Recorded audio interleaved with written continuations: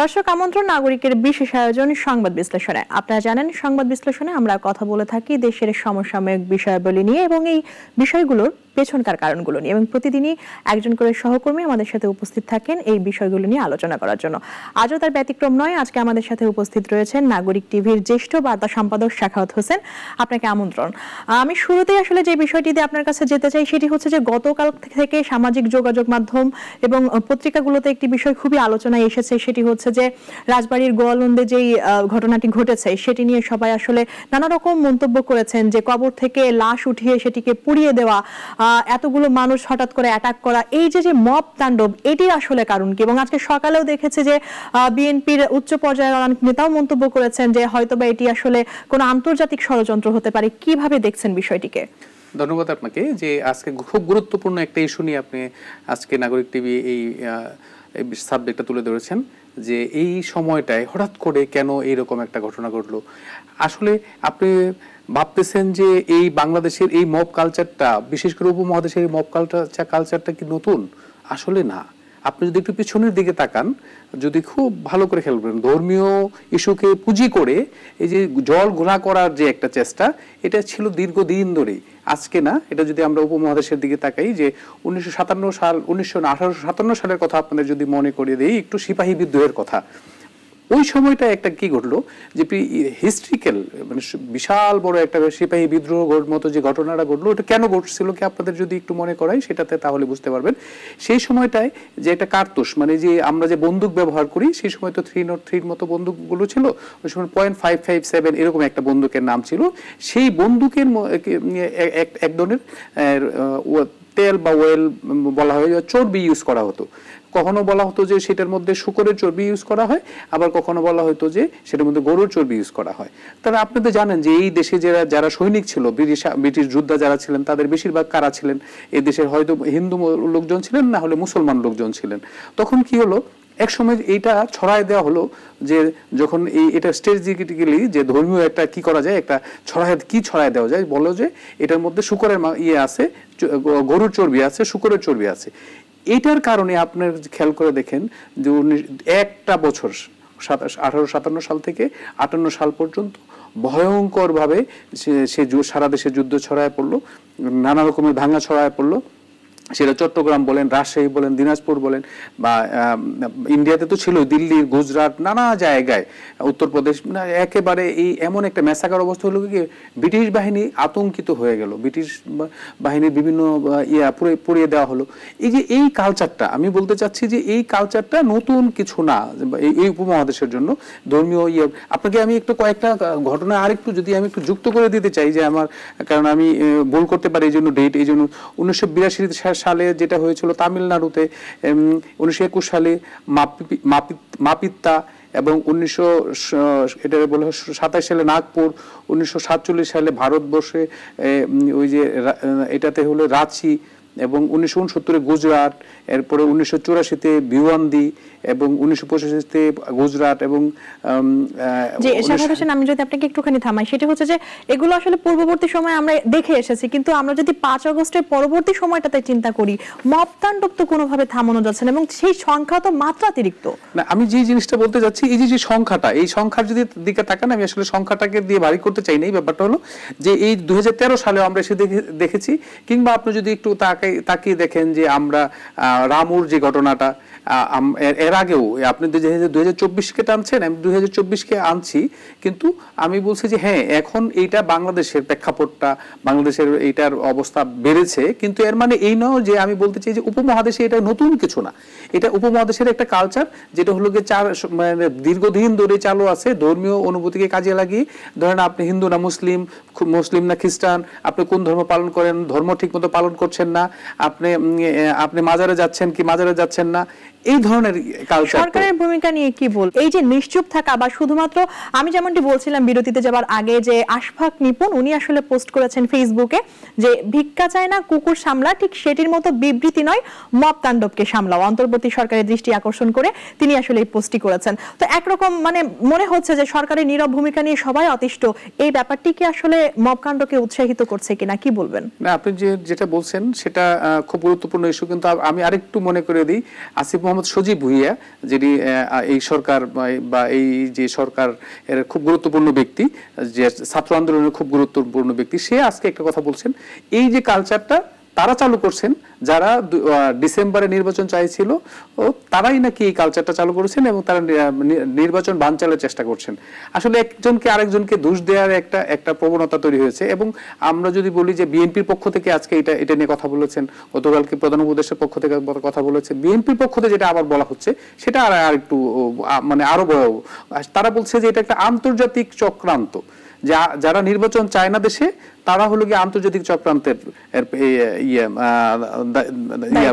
দায়ী করছেন। কিন্তু আমি একটু ইয়াতে যেতে চাই, রাজবাড়ির ঘটনাটা যেতে চাই, যে রাজবাড়ি থেকে গোয়ালন্দ খুব বেশি দূরে না, এখানে কিন্তু এটা নিয়ে গত 2 দিন ধরে এই প্রেক্ষাপট তৈরি হয়েছে। সেখানে প্রশাসনের যে আপনি বলছিলেন যে প্রশাসনের নীরব ভূমিকা কিনা, সরকারের নীরব ভূমিকা কিনা, আমি বলি যে ওই জায়গাটা থেকে রাজবাড়ির এমন একটা ঘটনা ঘটতেছে, মানুষ, আশপাশের মানুষ জানে, দুনিয়ার সব মানুষ জানে, কিন্তু কেন প্রশাসন জানে না, সরকার জানে না? সরকার আসলো, সরকার এরপরে বিবৃতি দিল, বিভিন্ন মহল বিবৃতি দিল, পুলিশ মহল বিবৃতি দিল, তারা তখন গেল, তারা বললো যে আমরা। এইখানে আসলে প্রশ্ন যে সরকারের কাজ কি আসলে বিবৃতি দেওয়া পর্যন্ত সীমাবদ্ধ কিনা? না, অবশ্যই সরকারের কাজ। আপনি যে কোনো অপরাধ সংগঠিত যদি হয়, এই মবের মতো কালচার যতক্ষণ পর্যন্ত বন্ধ না হবে, মব কালচার যদি বন্ধ না করতে পারে, এই যে জিনিসটাকে আমরা বলতে চাই যে মব জাস্টিস বলার, যেটা কি মব একটা অপরাধ, এটা সরকারের ভিতরে যদি এখনো পর্যন্ত ঢুকছে বলে আমার মনে হয় না। কারণ আপনি দেখেন যে কয়েকদিন আগে জাতীয় পার্টির অফিসের যে ঘটনাটা ঘটলো, এবং একই দিনে দেখলাম যে আবার 2 দিন পরেও আবার জাতীয় পার্টির অফিসে আগুন দিয়ে পুড়িয়ে দেওয়া হয়েছে। আমার কাছে জাতীয় পার্টির অফিস সাবজেক্ট না, সাবজেক্টটা হলো যে অন্যায়ভাবে অন্যায়কারীরা অন্যায় করে যাচ্ছেন, যে সেটা যে কারো অফিস হোক, আওয়ামী লীগের অফিস হোক, বিএনপির অফিস হোক, জাতীয় পার্টির অফিস হোক, কিংবা জামাতের অফিস হোক, কিংবা একটা যে এই যে মসজিদ মন্দির হোক, সেখানে হঠাৎ করে একদল গোষ্ঠী, একদল সন্ত্রাসী গোষ্ঠী এসে তারা এখানে মব চালাবেন, আর সরকার এখানে বসে থাকবে, তাদের এখানে দায় কোনোভাবেই অস্বীকার করার কোনো সুযোগ নাই। অবশ্যই সরকারের এখানে দায় ছিল, এবং সরকার শক্ত হাতে এটা দমন করতে পারতেছে না। এটা এক ধরনের সরকারের সবচেয়ে বড় ব্যর্থতা। এই সরকারের যদি আপনি সবচেয়ে বড় ব্যর্থতার কথা বলেন, সেটা হলো যে এই মব কালচার তারা দমন করতে পারছে না, তারা এই সন্ত্রাস দমন করতে পারছে না, তারা চাঁদাবাজি দমন করতে পারছে না। আপনি যদি মোহাম্মদপুরের দিকে তাকান, মোহাম্মদপুরে যায় দেখবেন আপনি মানুষ রাতের সন্ধ্যার পরে, রাতের বেলা বাসায় বাড়িতে যেতে ভয় পায়, শিক্ষার্থীরা বাসায় যেতে বের হয়, সন্ধ্যার মধ্যে বাসায় ঢুকে যাচ্ছে। কারণ কি? ভয় পাচ্ছে যে একা চলতে পারবে কিনা। এই যে আপনি তো একটু আগে 2 দিন আগে খেয়াল করেছেন যে একজন পুলিশকে ওই এলাকাতে অ্যাটাক করা হয়েছে, শত শত ছিনতাইকারী বা মব, এরাও এক ধরনের মব। যখনই আপনি ছিনতাইকারী বা পাল্লায় পড়বেন, দেখেন তখনই একটা মব সৃষ্টি হয়। তার মানেটা হলো যে আমরা যে কোনো ভাবেই হোক পুলিশের মনোবল হয়তো ফিরিয়ে আনতে পারেনি, বা যেভাবেই হোক মব কালচারটা বন্ধ করতে না পারার মূল কারণটাই হলো কি, সরকার এই জায়গায় সঠিকভাবে পদক্ষেপ নিচ্ছে না, কিংবা সরকার দেখে না দেখার অবস্থায় বান করছেন, এটা আমি বলতে পারি। আরেকটু হয়তো কঠোর হওয়া যেত, যেমনটি আসলে আমরা গতকালকে দেখেছি যে 50 থেকে শতাধিক কিন্তু আইন শৃঙ্খলা রক্ষাকারী যারা কর্মী রয়েছেন, সদস্য রয়েছেন, তারা কিন্তু আহত হয়েছে, এবং এই বিষয়টি নিয়ে সংবাদ সম্মেলন হয়েছে। তারপরেও কিন্তু আজকে খুব জামায়াতে ইসলামী একটি বিবৃতি দিয়েছেন, তারা নিন্দা জানিয়েছেন, কিন্তু সেটি আসলে যথেষ্ট কি? অবশ্যই না। এই যে আপনি বললেন যে আসলে কি নিন্দা জানিয়ে এটা হয় না, হ্যাঁ, এটার পেছনে হয়তো আমিও আপনিও দায়ী। কি কারণটা? এখানে যারা সোশ্যাল মিডিয়াতে ছড়াচ্ছেন, তারাও কিন্তু বলতে পারতেন, তারাও কিন্তু প্রতিরোধ করতে পারতেন। এই সোশ্যাল মিডিয়া তো একটা বড় শক্তি। আমরা যদি এই সোশ্যাল মিডিয়া অ্যাক্টিভিজম যারা করেন, এই যে যারা গ্রুপ আছেন, এরা যদি প্রতিরোধ করে গড়ে তুলতো, সরকার নিশ্চয়ই তাদেরকে সাপোর্ট করতো। সরকারের অবশ্যই দায় আছে, সেই সাথে আমাদের দেশে যারা সচেতন মহল আছে, বিভিন্ন সামাজিক সংগঠন আছে, তাদেরও দায় আপনি এড়াইতে পারেন না। তাদেরকে উচিত যে এই জায়গাগুলোতে সরকারের উইং হোক, যেভাবে হোক, তাদেরকে সহযোগিতা করা। আপনি গত কয়েকদিন ধরে আসলে দেখছেন যে ঢাবিতে একটি টানাপোড়েন চলছিল যে নির্বাচন হবে কি হবে না। শেষমেশ যখন এই বাধা কাটিয়ে তারা আবারও নতুন করে প্রচারণা শুরু করেছে, এবং জমজমাট, কিন্তু আমি একটু আগে সেখান থেকে ফিরেছি, আগামীকাল পর্যন্ত শেষ প্রচারণা করতে পারবেন। কি মনে করছেন, কে বা কারা জয়ী হতে পারে এবং কেন?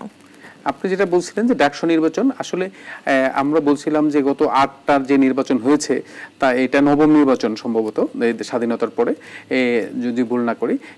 এই নির্বাচনটা সবচেয়ে উৎসবমুখর পরিবেশে হচ্ছে। কারণটা কি? কারণটা হলো কি, এতদিন পর্যন্ত যতগুলো নির্বাচন হয়েছে কোনো না কোনো দলের এক ধরনের প্রাধান্য ছিল, সেই দলের এক ধরনের মানে পেশি শক্তির কাজ ছিল, যেটা আমরা এই নির্বাচনে পেশি শক্তির তুলনামূলকভাবে কম অবস্থান দেখি। কিছু কিছু আছে যে না বললে একেবারে ভুল হবে, কারণ বলা হয় যে নির্বাচন কমিশন, বিসি, প্রক্টর তাদেরকে বলা হয় যে কোনো একটা দলকে সাপোর্ট করছেন, আমরা দেখছি যে বিভিন্ন প্রার্থীরা তাদেরকে করছেন। কিন্তু আমরা যদি খেয়াল করি, আপনি তো নির্বাচন কভারেজ করেছেন, আমি গতকালকে ক্যাম্পাসে গেলাম, যে জিনিসটা খেয়াল করলাম যে ক্যাম্পাসের যে চিত্রটা হলো, শিক্ষার্থীরা, সাধারণ শিক্ষার্থীরা, আমার কাছে কেন মনে হয়েছে যে সেটা হয়তো জাতীয় নির্বাচনের একটা প্রভাব, যে এই ছাত্র আন্দোলনের প্রভাব হতে পারে, যে মানুষের রাজনৈতিক দল এবং রাজনৈতিক ব্যক্তির প্রতি এক ধরনের ঘৃণা তৈরি হয়েছে, যেটা এখনো পর্যন্ত বিরাজমান আছে। হ্যাঁ, রাজনৈতিক দল দিয়ে চলবে, রাজনৈতিক ভাবেই হয়তো মানে এটা দেশ তো রাজনীতি ছাড়া চলার কোনো সুযোগ নাই। কিন্তু আমি ক্যাম্পাসের ভিতরে শিক্ষার্থীদের ভিতরে একটা জিনিস দেখতে পেলাম, তারা চায় যে রাজনীতি মুক্ত, মানে যারা হলো গিয়ে স্বতন্ত্র প্রার্থী আছে তাদের প্রতি ঝোঁকটা একটু বেশি দেখলাম। একটু ছোট্ট করে জানতে চাইবো যে স্বতন্ত্র প্রার্থীদের জনপ্রিয়তা নিয়ে কিন্তু আমরা কাজ করছি, দেখছি সবাই তাদের প্রার্থীর জনপ্রিয়তা খুবই তুঙ্গে, কিন্তু বিষয়টা হচ্ছে যে ডাকসুকে বলা হচ্ছে দ্বিতীয় সংসদ, এবং একই সাথে গণতন্ত্র যে ব্যাপারটা, এটিতে একটি জাতীয় প্রশ্ন। এই প্রশ্নটাকে আসলে উপেক্ষা করে কি এটি ফেয়ার ভাবে করা সম্ভব কিনা, বা ডাকসু যেহেতু দ্বিতীয় সংসদ, সেখান থেকে আসলে জাতীয় নেতৃত্ব গড়ে ওঠে, সেইটাকে আসলে সামনের দিনে কিভাবে ভূমিকা রাখবে? সামনের দিনে কিভাবে ভূমিকা রাখবে, ডাকসু যখন এই রকম একটা প্রভাব বিস্তার করবে, যেমন ধরেন আপনি যদি এখন স্বতন্ত্র সবগুলো প্যানেলে শিক্ষার্থীরা পাশ করলেন, তখন কি হলো, এক ধরনের মানুষের ভিতরে তৈরি হলো যে যে যে না, আপনি একটু খেয়াল করবেন যে নির্বাচন কমিশন নিয়ম করেছেন কি, যে না ভোটের অপশন আছে।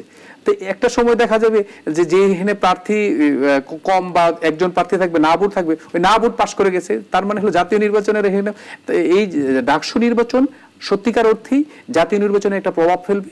আমরা যদি বলি প্রতিচ্ছবি বলি বা ছায়া সংসদ বলি, এরকম না, বাস্তবতাই হলো যে ডাকসু এবার একটা বড় পরিবর্তন আনছেন। এবং তবে হ্যাঁ, আপনি যেটা বলছিলেন যে অনেকগুলো সংগঠন মিলে, যেটা আমরা দেখিনি আগে, যে অনেকগুলো বাম সংগঠনগুলো একটা জোট বেঁধেছে, এরপরে হলো গিয়ে অনেকগুলো সংগঠন মানে যেগুলো ছাত্রদের যে আন্দোলন যারা করছেন তাদের একটা জোট বেঁধেছে, তারাও ভালো করবেন। কিংবা এই বছর যদি আপনি ছাত্র দলের দিকে তাকান, ছাত্র দলে একটা চমৎকার প্যানেল দিয়েছে, সেটাকে অস্বীকার করার কোনো সুযোগ নেই, যেটা আমরা দেখিনি। এত বেশিরভাগই দেখা যেত কি, বেশি ছাত্র তো শেষ, তারা এসে তাদেরকে আমরা ক্যাম্পাসে মানে নেতৃত্ব দিতে দেখলাম। কিন্তু এই বছর ডাকসুটা উৎসমুখর পরিবেশ হবে। তবে আপনি যে প্রশ্ন করেছিলেন যে কে জিতবে বা কে হারবে, সেটার জন্য অপেক্ষা করতে হবে ভোটের দিন পর্যন্ত। তেমনটাই আমরাও আশা করি যে একটি ফ্রি অ্যান্ড ফেয়ার ইলেকশন হোক, এবং জাতীয় নেতৃত্বেও হয়তো তারা ভূমিকা রাখবে, এমনটাই প্রত্যাশা। আপনাকে অসংখ্য ধন্যবাদ আমাদের সাথে থাকার জন্য। দর্শক, শেষ করছি এখানেই আজকে এই মুহূর্তে। অসংখ্য ধন্যবাদ সবাইকে।